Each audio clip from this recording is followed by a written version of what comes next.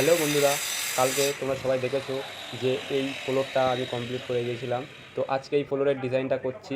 ডিজাইনটা হচ্ছে border design. তো এই ডিজাইনটা কেমন হচ্ছে তোমরা সবাই কমেন্ট করে বলবে।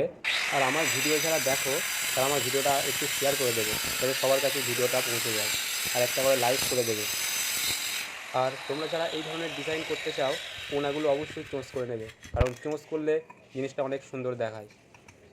এই বর্ডারগুলো আমি 50 করে দিয়েছি।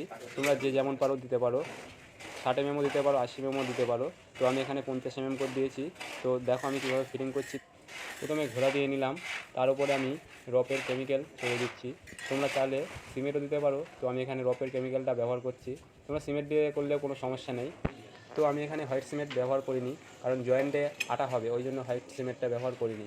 তো মাল ফিটিং করার পরে লাস্টে ধুয়ে মুছে তারপরে আটাটা মারা হবে। তো এখন আমি ফিটিং করছি, তোমরা দেখো কেমন হচ্ছে ফিটিংটা। যদি ভালো লাগে অবশ্যই লাইক করবে, বন্ধুদের কাছে শেয়ার করে দেবে। তোমরা যারা আমার ভিডিও কন্টিনিউ দেখো তারা অবশ্যই আমার ভিডিওটা লাইক করবে। তোমরা লাইক করলে আরও ভিডিও বানানোর আমি সাহস পাবো।